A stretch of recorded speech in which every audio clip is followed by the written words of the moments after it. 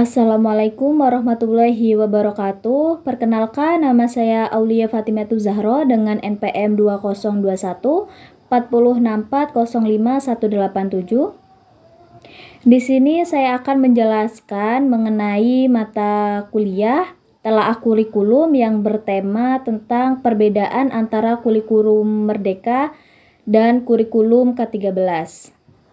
Baik, di sini saya akan menjelaskan tentang perbedaan kurikulum 13 dengan kurikulum Merdeka, yaitu yang pertama penilaian. Kurikulum 13 yaitu mempunyai K1 seperti spiritual, K2 yaitu sosial, dan K3 yaitu pengetahuan. Lalu K4 yaitu keterampilan dan mempunyai kompetensi inti yang mempunyai 18 karakter. Lalu kurikulum Merdeka yaitu menekankan pada kedalaman ekstrakurikuler dan profil pelajar Pancasila atau P3. Lalu ada 3 asesmen. Yang pertama diagnostik, yang kedua formatif dan sumatif, lalu ada juga fase. Lalu yang pertama yaitu intrakurikuler, yaitu mata pelajaran yang dipelajari di kelas, dan yang kedua yaitu kokurikuler, yaitu penguatan intrakurikuler yang dilaksanakan di dalam atau di luar kelas yang jamnya diambil dari intrakurikuler. Lalu yang ketiga yaitu ekstrakurikuler, yaitu kegiatan yang diambil dari luar jam mata pelajaran. Lalu ada juga profil pelajar Pancasila atau P3. Ada 3 dimensi.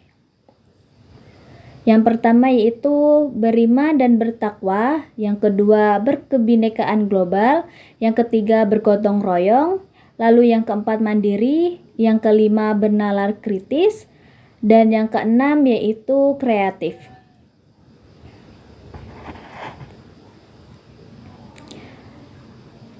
Ada pula asesmen diagnostik, yaitu penilaian awal yang dilakukan guru untuk mengetahui, yaitu yang pertama asesmen kognitif yang dilaksanakan di awal pertemuan pertama, lalu yang kedua yaitu asesmen non-kognitif, yaitu penilaian kondisi siswa, perkembangan psikologis, latar belakang, kebutuhan siswa, dan karakteristik pada siswa. Ada pula asesmen yaitu asesmen sumatif, yaitu proses, dan asesmen lumatif yaitu PH, PTS, dan PAS. Ada juga yang C yaitu fase, ada 3D, yaitu yang pertama fase A dari kelas 1 sampai kelas 2, lalu yang fase B yaitu kelas 3 dan sampai kelas 4, lalu yang C yaitu kelas 5 dan kelas 6. Lalu ada juga perubahan istilah kurikulum 13 versus kurikulum Merdeka. Yang ke-13 itu mempunyai silabus, kompetensi inti, RPP, kompetensi dasar, KKM atau kriteria ketuntasan minimal, PH, PTS, dan PAS. Sedangkan kurikulum Merdeka yaitu ATP atau alur tujuan pembelajaran, CP modul ajar, TP atau tujuan pembelajaran, KKTP yaitu kriteria keterampilan tujuan pembelajaran, sumatif, STS, dan SAS. Lalu ada juga tujuan kurtilas dan kurikulum Merdeka. Untuk kurikulum 13 yaitu meningkatkan kualitas pendidikan dan kemampuan siswa, sedangkan kurikulum Merdeka yaitu memperkuat karakter dan moral.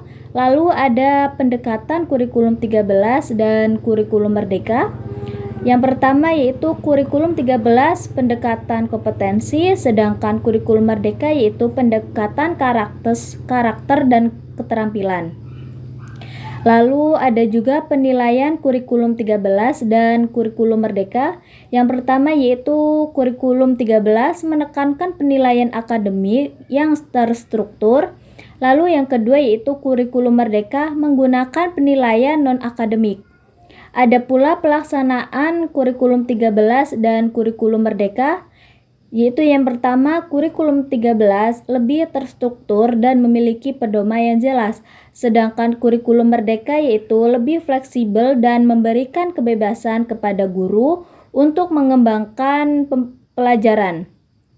Ada juga kelebihan kurikulum merdeka, yaitu lebih fleksibel karena menyesuaikan karakter siswa serta guru mempunyai kebebasan dalam mengembangkan pembelajaran. Terima kasih, saya akhiri.